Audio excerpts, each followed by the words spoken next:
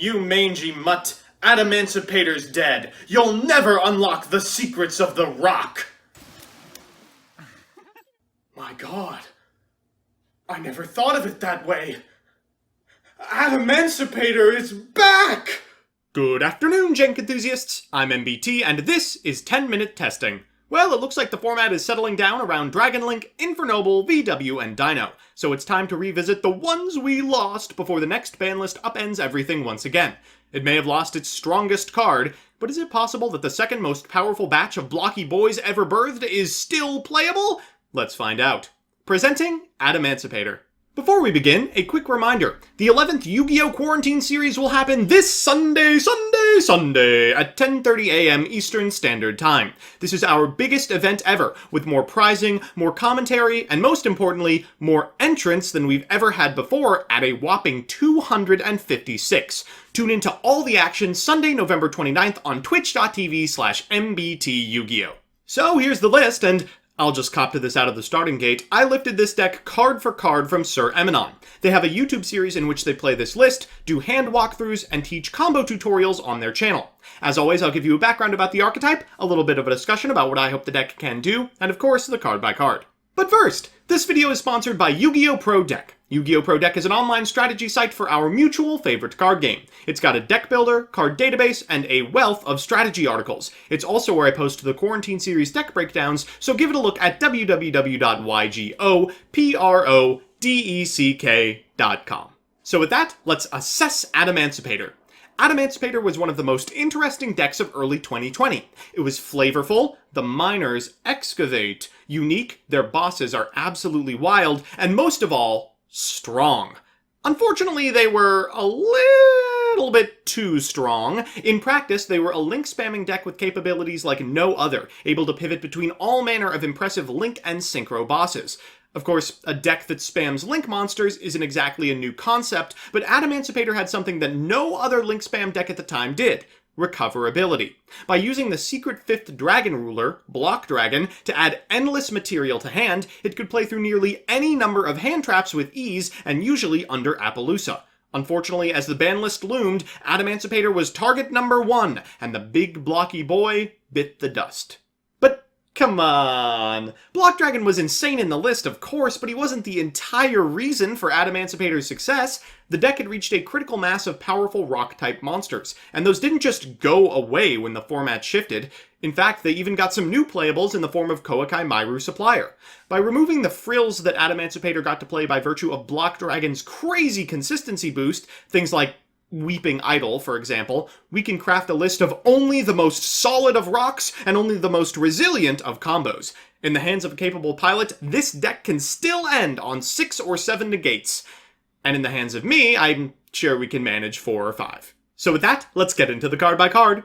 Firstly, our Adamancipators: Triple Analyzer, Triple Researcher, and Triple Seeker. We're also on eggs now, 2 Dragite and 1 Leonite, the former to draw and the latter for combos that I don't fully understand. We're on 6 Koakai, 3 Supplier, and 3 Guardian, and extenders of Doki Doki, Adhara, and Plagues. For hand traps, we're on 3 Nibiru, 3 Ash, and the Dragoon dudes. We're also playing 3 Signs and 3 Infip. In the extra, we're on Dragoon, Savage, Dragite, Leonite, Raptite, Juju, which is an insane removal tool, Herald, Integrator, Marcher, Gallant, Needle Fiber, Verte, Spider, Cross, and Almirage. So with that, let's jump into the games. Our first match is up against Dragon Link. That's right, we are starting with Dragon Link. This game showcases this deck's main strength, playing through 0 hand traps uninterrupted. We'll go from Guardian into Researcher, activating her effect in order to find off the top. Ooh, a Dragite. I guess that's good enough. We'll special summon it to our side of the field and then draw a card via its effect before link summoning a Halqifibrax. We'll activate Halqifibrax's effect to summon a Plague Spreader zombie, and time for a combo you should all know by heart. We'll go from Link Cross into 2 tokens to our side of the field, which we'll use to synchro summon a Martial Metal Marcher. We'll activate Martial Metal Marcher, bringing back this Plague Spreader, so we can then synchro summon a copy of Cyber's Integrator and a Raptite. Integrator's effect triggers, and we draw a card before triggering Raptite, and we're looking for any tuner here. Ooh, and Seeker is perfect. We'll special summon that Seeker and then activate its effect as well. We find off the top this time a Doki Doki, which is fine. It's what we want in terms of stars, but it's not a very powerful monster. We'll use its effect, pitching a Doki Doki for a Doki Doki, so we can go into a Savage Dragon. From here, it's just a hop, skip, and a jump to a Herald before activating the Graveyard Effect of Plagues, going into Verte Anaconda, paying 2,000, and making Dragoon. We've got Dragoon, Herald, Savage, and we get to keep our copy of Guardian. We'll pass back to our opponent, and they'll lead with a Black Metal Dragon we can't negate because it's chain blocked. Well, I'm going to activate the effect of Guardian and the effect of Borreload Savage to keep all dragons off my opponent's side of the field. Ideally, they won't even be able to bring out the Red Eyes. Now, they do have not only a copy of Brotar, but also a Gamma, so we're forced to commit our 2 additional negates, and unfortunately, they do end up with a monster on their side of the field. Thankfully, we have 1 more negate in the form of Infinite Impermanence, and that is all she wrote. Our opponent will walk over our copy of Verte Anaconda, but that is a cold comfort in the face of a Dragoon and a Borreload Savage. We'll activate Dragoon's effect, popping our opponent for 2,800, and then negate the effect of Brotar. From here, I'm just looking for any additional negate to play around any battle phase shenanigans, and off the top we find a copy of Guardian. That is good enough, so from there I will proceed to the battle phase, and we should have well over lethal. Our second match is up against Zodiac and showcases this deck's 2 main weaknesses, a bunch of choke points that it didn't have by virtue of Block Dragon, and a general inability to grind against better adapted decks. We'll lead with a copy of Analyzer, it gets infipped, and that's all she wrote for our turn. Our opponent draws for turn. It's a shifter, thank God 1 turn too late. They'll fire off a Pot of Desires and draw a couple of cards off the top of their deck, and Zodiac Barrage is their only playstarter. They're going to go from Thoroughblade into Borbo and attack into my Analyzer. How greedy! We get to eat their monster for free. They'll set 1 and pass. We should win from this position. We'll go ahead and activate the effect of Adamancipator Analyzer, finding off the top a Supplier as the 5th monster. Wow, almost very bad. We'll activate the effect of Supplier, then normal summon a copy of Guardian before going into Hauka Fibrax. We'll activate the effect of Hauka Fibrax for a Plague Spreader Zombie and go into a Link Cross, summoning 2 tokens to our side of the field. From here, we can Synchro Summon a copy of Martial Metal Marcher and use its effect to bring back the Plague Spreader Zombie, and then Synchro Summon a copy of Cyberse Integrator. We'll go into a Raptite and trigger the effect of Integrator and activate Raptite's effect, finding off the top. Ooh, a Tuner as well. Things just get better and better for us. We'll special summon this copy of Researcher and then activate her effect, finding off the top. Oh, nothing. Okay, well, sometimes you whiff, I suppose. We'll activate Signs to bring back this copy of Supplier, and we will activate the Graveyard Effect of Plague Spreader, so we can Synchro Summon a copy of Leonite. Unfortunately, here our opponent droplets and then Nibiru's while our Guardian is negated. That means we are losing everything. Now, our token is pretty big, but we have nothing to follow it up with. Our opponent is going to set 1 card and pass turn. We draw for turn. Okay, I guess we can normal summon an Analyzer for the 3rd turn in a row. It gets ashed, and geez, anything, come on. We'll attack into this copy of the Rock and get in for 15. In main phase 2, we can go into a Link Spider and a Verte Anaconda, but our opponent does have, unfortunately, a copy of Infinite Impermanence, so we won't be able to sit on Dragoon. Okay, we just need them to fade this exact 1 draw step, and of course they rip the Tanky. Ah, God, I suppose the entire deck is 1-card starters, so I can't be too mad about it, but still, feels bad. They're going to go for the Mega Clops line here, overlaying for a copy of Dryden, then activating its effect, targeting the Ram to bring back this copy of Chakanine, and then overlaying for Tiger Mortar so they can activate the effect of Chakanine for the 2nd time over the course of the turn, a soft once per turn, by the way, bringing back the Dryden so they can make Clops. They'll additionally activate the effect of Clops in order to tuck my Verte Anaconda under their Dryden and proceed to battle phase, doing less than lethal, but enough to shut me out of the game unless I find something supremely powerful off the top. Oh boy. AA Zeus and Mega Clops. Let's try it. That is not going to be enough. We're going to normal summon a copy of Guardian and pass it back to our opponent, revealing a rock monster so we have some defense, I suppose, but realizing the writing is on the wall, we'll go ahead and concede. So it's time for game 3, and you know what that means, a best of 3 versus meta. Our opponent's on Volkswagen, aka Virtual World, and holy hell, this is a weak hand from us. It'd be bad enough going first, but we're going second, and we have no hand traps. Okay, let's see how far our opponent can get. They're going to begin with Nyan Cat and then followed up with Lili. From here, they're going to send a King Long to the graveyard, which they will activate in order to add a Lulu to hand. They'll activate Lulu's effect, targeting the Nyan Nyan, and then, I suppose, get a copy of Kaloon. They'll activate it, and there is the trap card. They're going to go for a copy of Coral Dragon and then Zook so they can make the Macro Man, but that's all they're ending on. So all we have to beat is Macrocosmos and 1 Drident. We'll activate Hara, then we'll normal summon a copy of Dragite, and... oh, we actually can't beat that. Okay. We'll pass back to our opponent and hope they don't kill us. They're going to go for a ZC here. They're going to summon it and another King Long in graveyard. Nyan comes back. They'll activate King Long and add a copy of Lao Lao to hand. They'll activate Lao Lao's effect, targeting the Nyan Nyan in order to send another Zook and bring back Lulu. They'll go into a Vermilion Dragon Mech to clean our board, and then they will clean our clock in the battle phase. Now, we're not technically dead here. I suppose we're not taking lethal, but the follow-up VFD is going to seal our fate. They'll pass back to us, activate VFD as soon as possible, calling Earth, and we will go to game 2.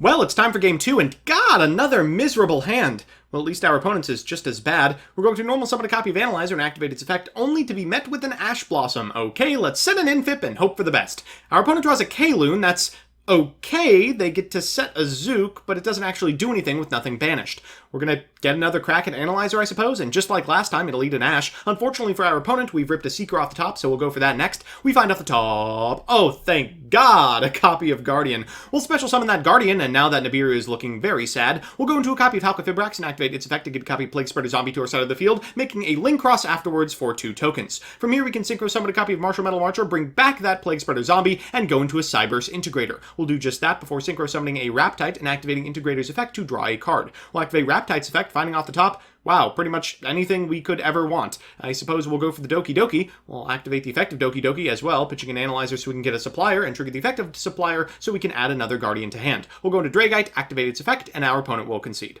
So it's time for that all-important game 3, and oh, this is interesting. We actually both have pretty good grips this time. Let's see how it goes. Our opponent's going first. They're going to lead with a copy of Pot of Desires, drawing 2 cards off the top of their deck. They're going to normal summon a Yan Yan, and then special summon a Lao Lao. They'll activate the graveyard effect of King Long, and pitch a copy of Zook in order to get a copy of Lulu to hand. They'll special the Lulu, putting another King Long in the graveyard, going into Jan Jan, activating Zook's effect in graveyard, telegraphing that they have set a Zook, and passing turn. Okay, all we have to deal with is macro and back row. We'll special summon this copy of Analyzer, which immediately gets Zooked. Okay, no big deal. We'll activate Hara next, and then normal summon a copy of Leonite. We'll special summon a copy of Seeker and activate its effect, eating an infinite impermanence, no big deal. From here, we can go into a copy of Raptite. Our opponent will Nibiru at this point. They were able to do their turn in 4 summons, but we can't do ours.